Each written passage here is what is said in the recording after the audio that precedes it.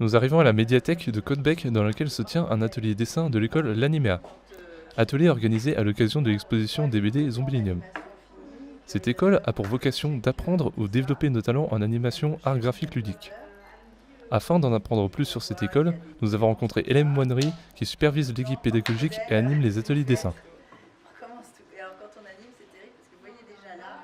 Enfant, j'ai toujours dessiné, mais je faisais aussi de la musique. J'étais inscrite dans une école de musique. Je suis rentrée à la fac de musicologie de Rennes, où j'y suis restée 5 ans jusqu'à la maîtrise.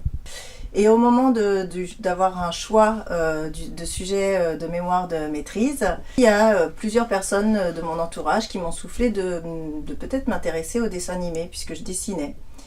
Donc je suis allée, chez mes parents, il y avait là une collection, une encyclopédie du cinéma. J'ai pris le volume qui concernait le dessin animé.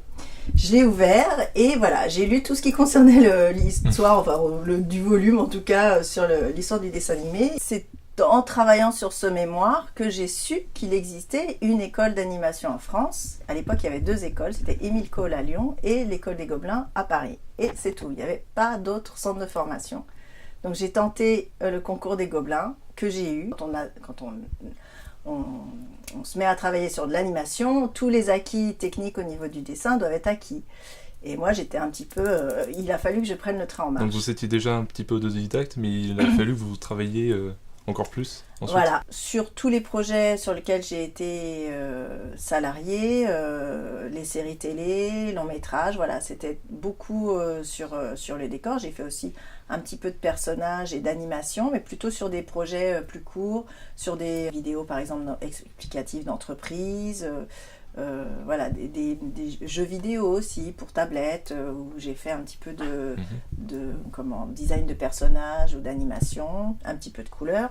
Donc je suppose que tout ce cursus vous a motivé à créer cette école, puisqu'il n'existait que 2 écoles, comme vous dites, d'animation en France. Ça vous a ensuite motivé pour créer l'Animéa. Vous pouvez m'en parler ? Moi, je suis sortie des Gobelins à un moment donné où il y avait un boom industriel de la production de dessins animés en France.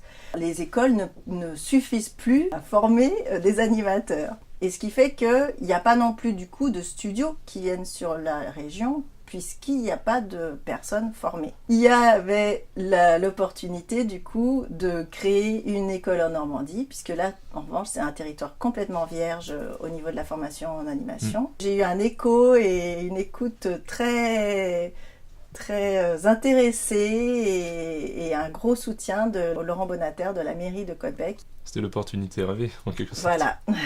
Comment a évolué votre visibilité depuis la création de votre école il y a 2 ans, comme vous dites, et par rapport à maintenant, visibilité, je parle par rapport au nombre de personnes qui s'intéressent. Je vois que le bouche à oreille a beaucoup joué. Alors on a eu un gros coup de projecteur sur l'école l'année dernière pour l'annonce en fait à la presse du projet.